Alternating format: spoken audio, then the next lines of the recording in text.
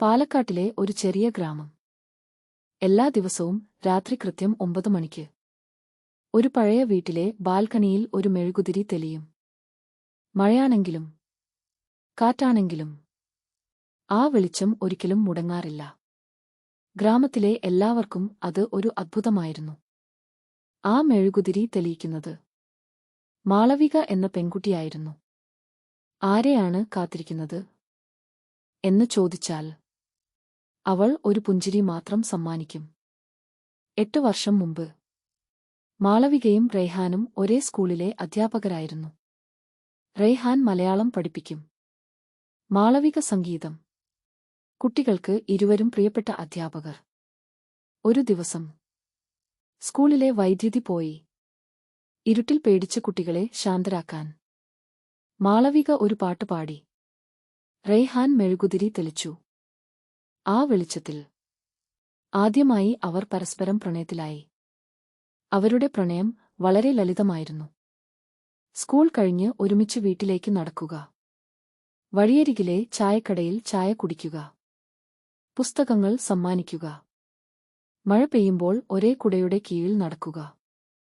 ഒരു ദിവസം റെയ്ഹാൻ പറഞ്ഞു, നമ്മുടെ വീട്ടിലെ ബാൽക്കണിയിൽ എല്ലാ രാത്രിയും ഒരു മെഴുകുതിരി തെളിയിക്കണം. മാളവിക ചിരിച്ചു. എന്തിന്? ഞാൻ എവിടെയായാലും ആ വെളിച്ചം കണ്ടാൽ നീ എന്നെ കാത്തിരിക്കുന്നുണ്ടെന്ന് എനിക്ക് അറിയാം. വിവാഹം നിശ്ചയിച്ച ആഴ്ച റെയ്ഹാൻ വയനാട്ടിലേക്ക് സ്കൂൾ ടൂറിനു പോയി. മടങ്ങിവരുന്ന വഴിയിൽ മലനിരകളിൽ വലിയ മണ്ണിടിച്ചിൽ. ബസ് അപകടത്തിൽപ്പെട്ടു. പലരെയും രക്ഷിച്ചു. പക്ഷേ റെയ്ഹാനെ കണ്ടെത്താനായില്ല. 3 ദിവസത്തെ തിരച്ചിലിനു ശേഷം അധികൃതർ പറഞ്ഞു, ഇനി പ്രതീക്ഷ വേണ്ട. ഗ്രാമം മുഴുവൻ അവന്റെ മരണവാർത്ത വിശ്വസിച്ചു. പക്ഷേ മാളവിക മാത്രം വിശ്വസിച്ചില്ല. അവൻ എന്നോട് വാക്ക് നൽകിയിട്ടുണ്ട്. അവൻ തിരികെ വരും. അന്നു മുതൽ ഓരോ രാത്രിയും അവൾ ബാൽക്കണിയിൽ ഒരു മെഴുകുതിരി തെളിയിച്ചു.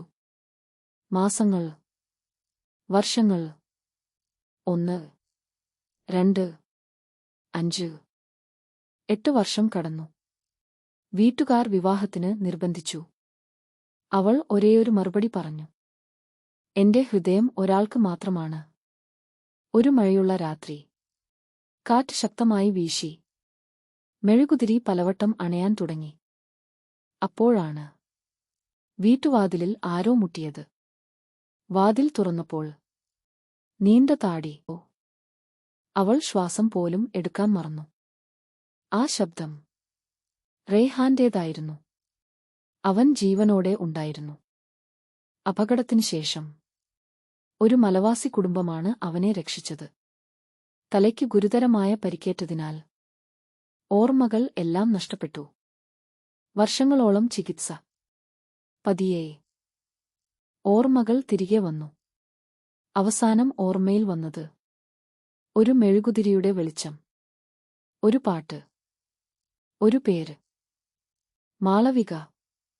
അവൻ ഗ്രാമത്തിലേക്ക് മടങ്ങിയെത്തി.